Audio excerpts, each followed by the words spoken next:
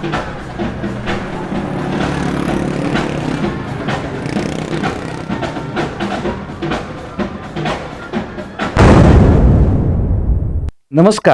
मी अमोल शिंगे. प्रसारमाध्यममध्ये आपलं सहर्ष स्वागत.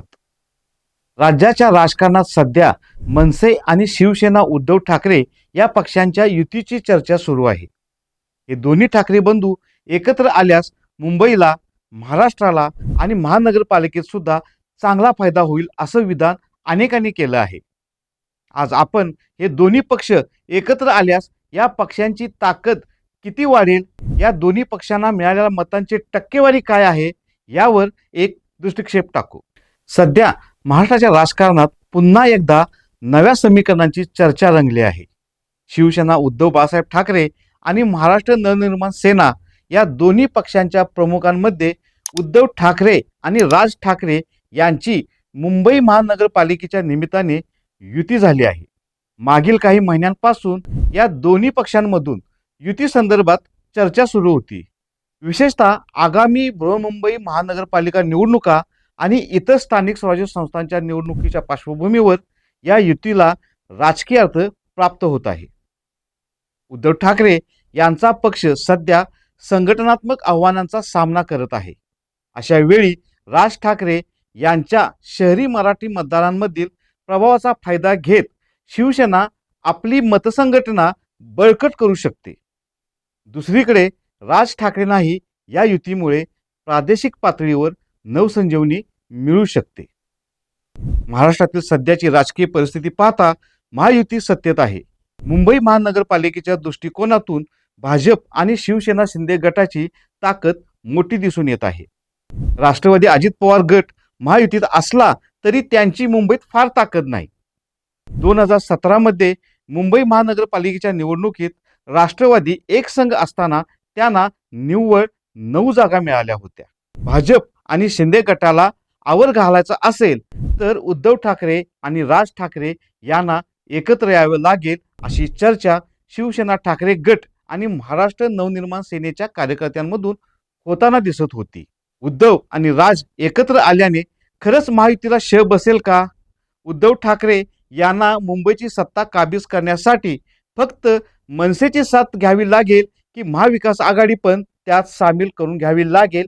या प्रश्नांची उत्तरं शोधण्यासाठी आपण मुंबई महानगरपालिकेच्या मागील 2 निवडणुकांच्या आकडेवारीचा विचार करावा लागेल. आपण पहिल्यांदा सन 2012 मध्ये झालेल्या निवडणुकीची आकडेवारी पाहू. तत्कालीन शिवसेना पक्षाला 2012 मध्ये 75 जागा मिळाल्या होत्या. भारतीय जनता पार्टीला 31 जागा मिळाल्या होत्या. काँग्रेस पक्षाला 52 तर राष्ट्रवादी काँग्रेस पक्षाला 13 जागा मिळाल्या होत्या. राज ठाकरे यांच्या महाराष्ट्र नवनिर्माण सेनेला 28 जागांवर विजय मिळाला होता. सन 2012 मध्ये झालेल्या निवडणुकीत शिवसेना सर्वात मोठा पक्ष होता तर काँग्रेस हा क्रमांक 2चा मोठा पक्ष होता. राज ठाकरे यांच्या मनसेला 28 जागा मिळाल्या होत्या. आता आपण 2017च्या निवडणुकीची आकडेवारी पाहू. शिवसेना पक्षाला या निवडणुकीत 84 जागांवर विजय मिळाला होता तर भारतीय जनता पक्षाला 82 जागांवर विजय मिळाला होता. काँग्रेस पक्षाला 31 जागांवर विजय मिळाला होता.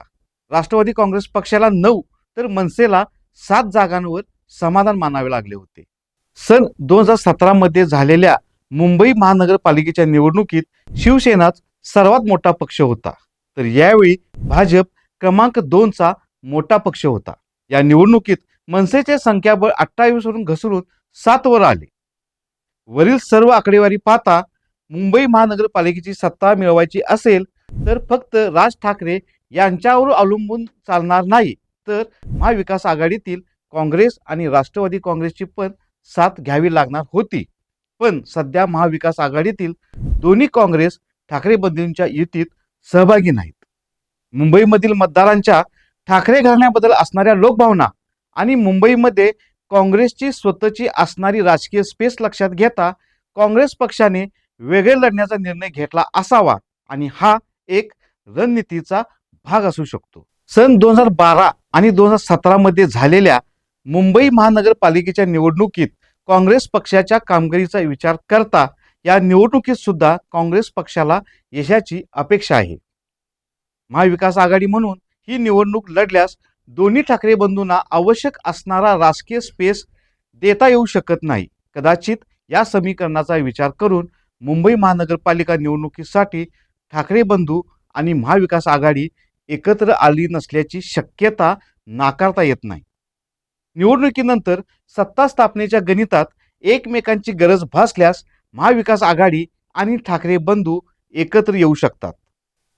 आपण सन 2012 आणि 2017 मधील निवडणुकांची आकडेवारी पाहिली, पण मुंबई शहर पाहता या शहरावर दिवंगत बाळासाहेब ठाकरे यांच्यापासून ठाकरे घराचा मोठा प्रभाव आहे. ठाकरे घर हे मुंबईकरांच्या जिव्हाळ्याचा विषय आहे. उद्धव आणि राज यांच्या भांडणात मुंबईचं नुकसान होत असल्याच्या भावना आहेत. या दोघांनी मुंबईच्या आणि महाराष्ट्राच्या भल्यासाठी एकत्र यावं अशी सुद्धा भावना सामान्य मुंबईकरांची आहे. या परिस्थितीत जर हे दोन्ही ठाकरे बंधू एकत्र आल्याने दोन्ही ठाकरेंच्या कार्यकर्त्यांमध्ये आणि सामान्य मुंबईकरांमध्ये एक सकारात्मक ऊर्जा निर्माण झाल्याचे दिसत आहे. आता आपण जरा या दोघांच्या युतीकडे महाराष्ट्राच्या दृष्टिकोनातून पाहू. गेल्या काही निवडणुकांमध्ये दोन्ही पक्षांची कामगिरी खराब झाल्याचे दिसत आहे. 2024 मध्ये झालेल्या विधानसभा निवडणुकीत उद्धव ठाकरे यांच्या पक्षाने 95 जागांवर उमेदवार उभे केले होते. यातील 20 जागा जिंकण्यात पक्षाला यश आले. शिवसेना उद्धव बाळासाहेब ठाकरे यांच्या पक्षाला या निवडणुकीत 10% इतकी मते मिळाली होती. तर राज ठाकरे यांच्या मनसेने या निवडणुकीत 125 जागांवर निवडणूक लढवली होती. मात्र पक्षाचा एकही उमेदवार विजयी झाला नाही आणि या पक्षाला या निवडणुकीत 1.6% इतकी मते मिळाली होती. राज ठाकरे यांच्या महाराष्ट्र निर्माण सेना या पक्षाने 2009च्या विधानसभा निवडणुकीत पदार्पण केले होते. पहिल्याच या निवडणुकीत या पक्षाला 13 जागा मिळाल्या होत्या. तसेच या पक्षाला 5.7% इतके मतदान मिळाले होते. याच निवडणुकीत शिवसेनेने 16.3% मतांसह 44 जागा जिंकल्या होत्या. 2009 नंतर राज ठाकरे यांच्या पक्षाची कामगिरी घसरली असल्याचे दिसत आहे. सन 2014च्या महाराष्ट्र विधानसभा निवडणुकीत मनसेने 219 जागा लढवल्या. मात्र पक्षाला केवळ 1 जागा मिळाली आणि त्यांची मतांची टक्केवारीही 3.2% घसरली. त्यानंतर 2019च्या निवडणुकीतही मनसेला 2.3% इतकी मतं मिळाली होती आणि पक्षाचा फक्त 1 आमदार निवडून आला होता. वरील सर्व आकडेवारी पाहिल्यानंतर हे दोन्ही पक्ष एकत्र आले तरी मतांच्या टक्केवारीत फारसा फरक पडणार नसल्याचे दिसत आहे. मात्र दोन्ही पक्ष एकत्र आल्यास ज्या उमेदवारांचा कमी फरकाने पराभव झाला तिथे विजय मिळू शकतो. तसेच स्थानिक स्वराज्य संस्थांच्या निवडणुकीत दोन्ही पक्षांना फायदा होऊ शकतो. पण उद्धव ठाकरे आणि राज ठाकरे यांची युती झाली तर या युतीसमोर अनेक अडचणी आहेत. दोन्ही पक्षांची मतदारसंघांची पायाभूत रचना जवळपास सारखी असल्याने उमेदवारी वाटपात मतभेद होण्याची शक्यता नाकारता येत नाही. उद्धव ठाकरेंच्या शिवसेनेचा आणि राज ठाकरेंच्या महाराष्ट्र नवनिर्माण सेनेचा मराठी अस्मिता हा सेम अजेंडा असणार आहे. याच अजेंड्यावर उद्धव राज युतीला मुंबईकर सकारात्मक प्रतिसाद देणार हे अपेक्षित ठेवूनच या दोन्ही पक्षातील इच्छुक महानगरपालिकेच्या उमेदवारासाठी भाऊगर्दी करतील. ही परिस्थिती हाताळून बंडखोरी न होऊ देण्याचं सर्वात मोठं आव्हान या दोघांसमोर असणार आहे.